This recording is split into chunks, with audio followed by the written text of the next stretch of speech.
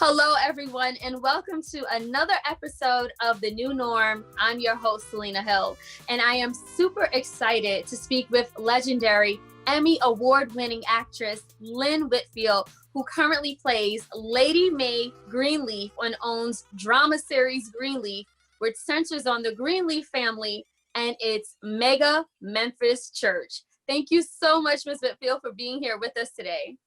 Oh, well, thank you for having me. Of course. So before we get into the series and its success, I want to just start by asking you, how are you coping with the global COVID-19 pandemic and also the civil unrest that sort of swept the nation at this time? Well, both of those things have me looking at how at America and seeing where we stand as a country and where we stand as citizens. So I kind of realized that we as Americans have never been what could be called, I guess, inconvenienced like this with this pandemic, to be so restricted in our actions and just how accustomed we are to kind of our freedom, so for our health, to be dependent on our, restricting ourselves is all new. And being in the middle of where we are as a country right now, with the death of George Floyd, it's kind of ripped off a scab of something that's been there for a very long time. And now my prayer is that with all of the world joining together to never want to see another person murdered like that in the street in the light of day, it's really hard, but hopeful, because I've never seen so many people come together for a single idea of fairness and justice and fairness in law enforcement. Absolutely. I think that, many of us share those same sentiments, and that has literally been my prayer as well. So thank you for that. I do want to talk about this 5th and final season of Greenleaf. This show has literally skyrocketed. What can fans expect from this new season? Well, you can expect, first of all, the Greenleaf family to come together because they're fighting this church who's taking them over, Harmony and Hope and Bob Whitmore, that whole thing. You can expect them to come together differently because now it's been exposed. Everybody's mistakes have been exposed, and everybody has consequences to their bad decisions, so everybody's coming to the story on equal footing now, and I think the family has been humbled, and then you can expect to see all kinds of unexpected resolutions to all these different very driven, ambitious people. What is it that made Greenleaf not only successful, but it resonated with so many people? What was that? What was that made that happen? As the artist, I don't know if I knew I would do it every time. As a show family, I think that we try to tell the truth. I think that the story about people whose family business was a mega church is something that resonates with our fans because, there are big churches everywhere now, and some of them are really doing the work of the Lord, and some of them are really doing the work for themselves. And so I think that resonates. And I think our cliffhangers are really good. Our ingenues are great. Watching young 30-something people negotiate relationship, watching a mature couple negotiate a very sage marriage. And I think they like, you know, perhaps it's kind of glamorous and all of that, but I hope that we told the truth in a way that people could see themselves, the good, the bad, the ugly, what they want to aspire to, what they never want to be, that we kind of leapt into the hearts of our fans, and they've been so good and so loyal. They have stuck with us through all of these seasons. So I can't wait to share the 5th and final season with them. You've been very vocal about being a woman of faith yourself. How do you think that played into the role that you played on Greenleaf? Well, I think where life and the magic of storytelling combine, there have been times in my life where I knew that I couldn't make it without God. I know that I wouldn't be sitting here feeling pretty much whole, you know, but everybody's a work in progress. With all the blessings that I have in my life without God. So that personal relationship has always been with me, but I also, not always, but when I went through a terrible divorce is when I really discovered my relationship, you know, a spirit-filled relationship with God. But also through the years of being Christian, I've also seen how things can go astray with some of our leaders. And I thought it was an important subject to talk about.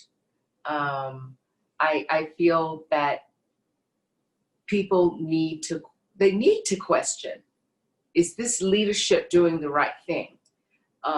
Is it leading me to Christ, or is it leading them to dollars? Or, you know, and to know that man is man and man will disappoint, but God, even if you think it's a disappointment, behind that is some kind of silver lining. And I think it was very important to process, and many people in the church community have told us that this show was so important to them, that we were broaching subjects that needed to be broached, you know, like you can't decide what sin is a bad sin, you know, so you're going to decide, you know, that adultery is worse than gluttony, and being gay or queer, like you definitely can't have God blessings and you don't have a place in the church. It's not for us to decide. Because, you know, in the New Testament, it says, you know, it's not for us to judge. It's for us to love, which I wish I could do more, honestly. You know, it's something that we're always working toward. So I think this show broaches a lot of little subjects and tidbits, and exposes some of the shortfalls that perhaps people have experienced in their church lives. Mm-hmm. Can you tell us anything about what's to come in the spinoff series? I don't know a thing. I can't tell you anything. Really? Because okay. Honestly, we didn't know until 2 weeks ago ourselves. Oh, wow. You know, we didn't know. And right before it was announced that it's the final season, they came together and said, listen, the response has been overwhelming, and there is more story, but it needs to be a different story. So we don't, I think Oprah and Craig, the showrunner, always thought that this show should be a 5-season arc, right? But the response and the attachment that people have to the show, and there is still so much to say, they decided to, you know, look at a spinoff. So they're working on what it will be, you know, what characters will occur, who, you know, will take us into that journey. I can't tell you anything. I just hope that, you know, Lady Mae gets to show up at least, because I think what we've done is it's the male characters and the female characters have been so strong.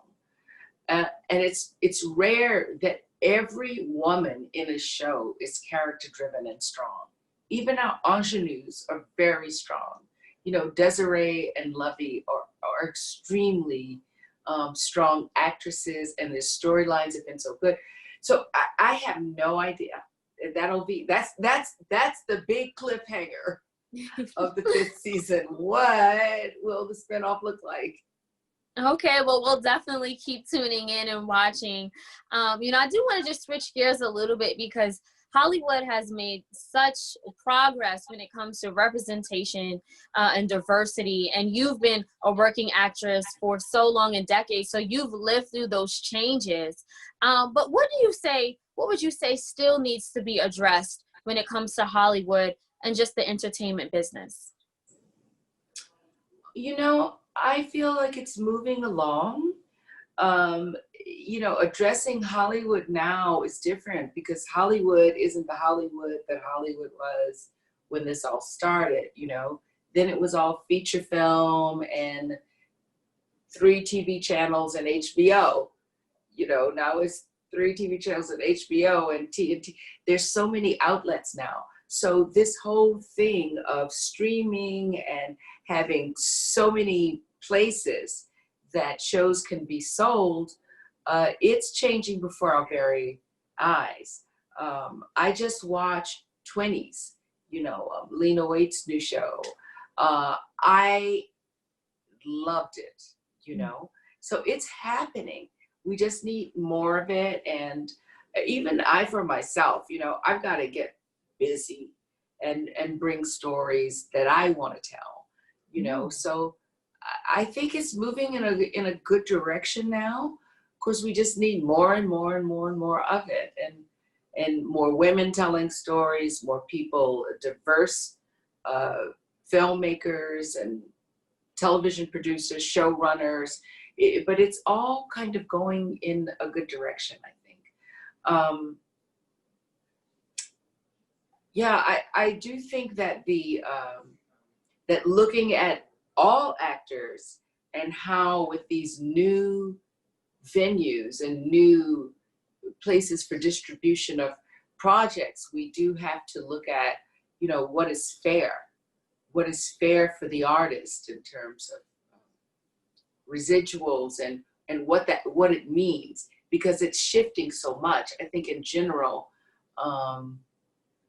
we're going to have to look at some things for to make it lucrative for everyone, you know. And what impact do you think COVID-19, the pandemic, has played when it comes to the revenue streams and just the business model? You know, how has the entertainment industry been affected by the pandemic in that way? There's going to have to be a new normal.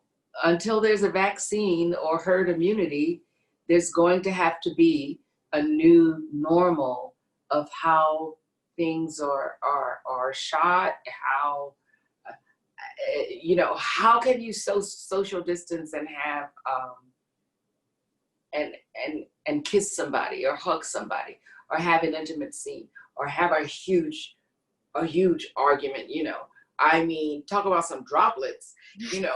So it's just, I don't know. Now maybe every project is going to look like a sci-fi project. I don't know. We'll all look like we're out of space. I don't think anybody has all of those answers, you know. We have really entered the realm of the unknown, of how this is all going to work out. And as artists, you know, I'm on social media every now and then, but now, you know, I'll be forced to keep a presence because I love my fans.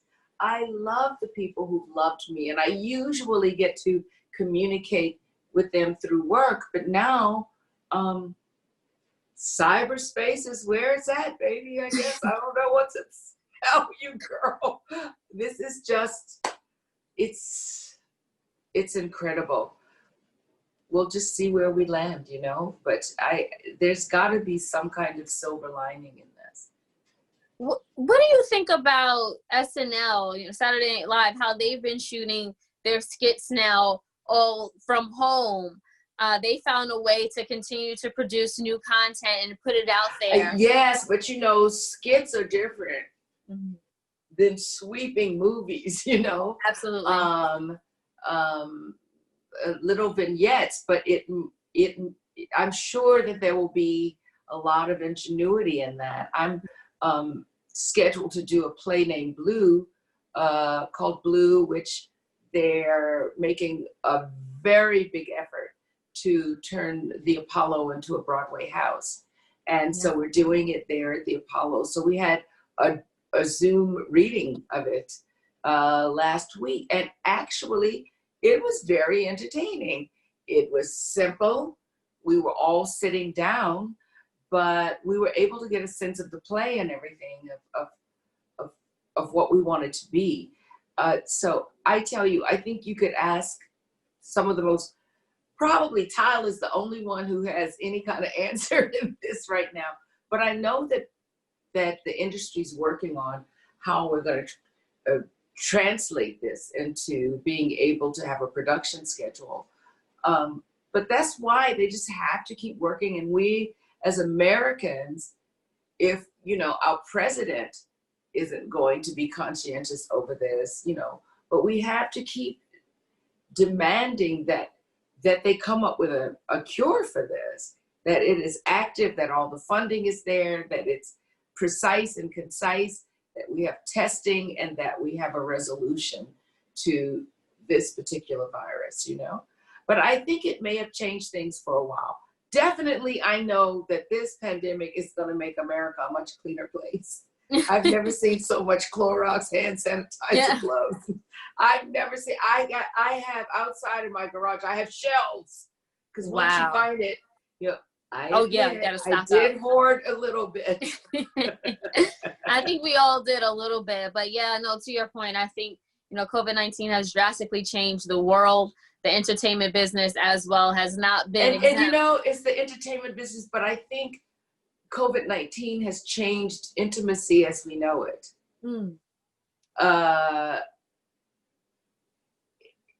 Because people you're really intimate with, you're going to either get closer or kill each other. and make you be very discerning about who you spend your time with, I think. Absolutely. I do want to just pivot back to your career. Again, you had an outstanding career for decades. We see you in so many different things, from the Josephine Baker movie that you was your breakthrough movie, to A Thin Line Between Love and Hate. Do you feel, have you ever felt a personal responsibility to sort of, create an impact or a lane for other Black women like yourself to have such a long-standing career in Hollywood? I think that, no, I don't think that I felt like I was there to open the doors for other actresses. I think that I felt what was incumbent upon me was to do good work. Incumbent upon me in every decade of this career of mine was to continue to do things that I always said that I wanted to be a quotable actress. I didn't want to do disposable entertainment that, people would look at it and it's here today, gone tomorrow, and who cares? I always wanted to do work that people would say, you know what, I need to just take another look at that because I love that performance. Long lasting, classic work. So that's what I've tried to do. And it's kind of selfish because I love storytelling. But to be very honest with you, I don't know many actors who are thinking about actresses that are really thinking about, the actresses to come after you. I think what we're really thinking about is the work that's before us. I have thought about, even though so many of the characters I play, though so many of the characters I play are extremely flawed human beings, I always thought about, I want to do work that other Black women and other human beings can feel proud about, can feel comfortable that I kept it at a certain standard. Because if I do that, then there is room for my daughter, for other people to come along. I remember when I saw Diana Ross in Mahogany, and when I saw Lena Horne and Diana Sands, who was an actress you probably might not even know who she is, who started at the Negro Ensemble Company. The quality of their work made the room for me. And then it was up to me to take the baton and carry it forward, And I think that's how we go about it as a sorority, to keep the quality high, and know that there'll be others that will come that will keep it moving forward. However, this is not a swan song, darling. I mean, I feel like I have so much to do, More mature women are sexy too. Absolutely. I still have things that I want to do. That's why this COVID-19, it's like, what is going to happen? I had this idea that I was going to have this, make a project that's, this mature relationship that was oh so hot and oh so funny, and probably after the vaccine. So when you were talking about those intimate scenes, who knows? We just might have to shelter in place together and get it done. I don't know. Quarantine and make a movie. What can I tell you? Okay, I'm here. We can do it. That is such a brilliant idea. I want to know. I think a lot of us want to know, what is it that you had in the works, and any projects for this year that you have lined up that were impacted by COVID? Well, I was just about to do the show. I was about to do Blue on Broadway. But they are really working to get the accreditation for it, and it was top quality costuming, sets, all of it. They've never done this, a 5-month engagement at the Apollo. So that we were going in, it was 2 weeks away that we were going to start rehearsals, and I kept watching the news and I was like, oh my God, what am I going to do if they say, come on, we're starting rehearsals? I was terrified that they would continue on and try to press through, because at that point, as every human being has to do right now, I would have to decide what is responsible for me and everybody around me. Because if people very close to me, have gotten this COVID-19, yes. And so, I was ready to wait.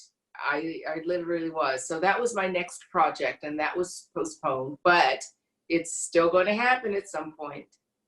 And we're looking forward to that. I mean, I'm so sorry to hear people close to you have survived okay. and done well, so. How are you staying protected? Honey, I stay home, and I go, when I go,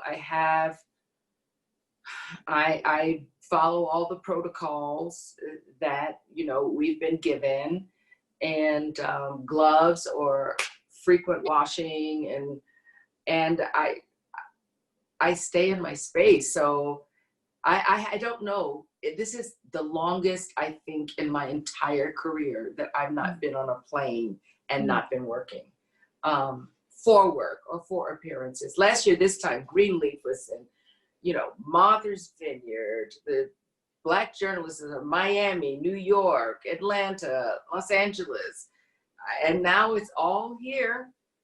In the intimacy of my own home, praying that our internet keeps going. Fingers crossed.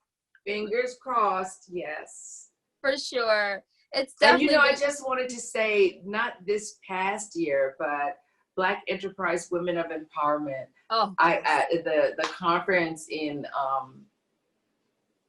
Las Vegas, I had such a great time. and everyone was so warm. The reception was so great, and it was so exciting to be in the presence of so many dynamic women. Oh, we And I wanted enjoyed to just you. thank Black Enterprise for hosting me and having me. It meant the world to me. We enjoyed you so much, Miss Whitfield. I literally rewatched that session today. So Oh God, you were there? so perfect. I was there in person, and it's filmed on YouTube, so it's on the internet. But you were so dynamic. You brought so much life and energy, and you ended that conversation with the performance with your daughter, Grace. Yes. So perfect. So perfect. Which I think we need to do more of, you know, and do it, you know, some lives or something, because it's, how else am I gonna, this is so joyful to be able to be here and, you know, and talk to you, because this has been very, you know, it's a very isolating kind of experience now. So this has been great, and I'm so glad that you were there that day. It was great. I had so much fun. Because, you know, when that belt had to come off, it had to come off. I remember. It was one of the highlights. And you were so authentic. You were, you know, yourself. You gave your absolute best. The audience was thrilled. You know, in addition to the nuggets, and you even preached a sermon at one point. It was so good. I did? Yes, because you were talking about the fig tree, how Eve. Oh, don't tell. No, we don't want to talk about it yet. I think I'm gonna, you know, write it down. Okay, yeah, please. Yes, that needs to be relived. I'm gonna write it down. But I'm so sad. Paul is telling me that I have 1 minute left, but okay, no problem. We'll wrap up. Yes, I just want to thank you again. If you can remind folks, when does the 5th and final season of Greenleaf premiere? Yes, I just want to remind everybody right now that the 5th and final season of Greenleaf is going to start on January the 23rd. You've been there. Oh my God. I'm just wishful thinking that we had a 6th season, I guess. So I just want to remind everybody that the 5th and final season is not January. It is June 23rd. We will be there. You will be engaged. You will be so excited with the storylines and what we have. And please watch. You've been with us for 4 years, and stay with us for this final season.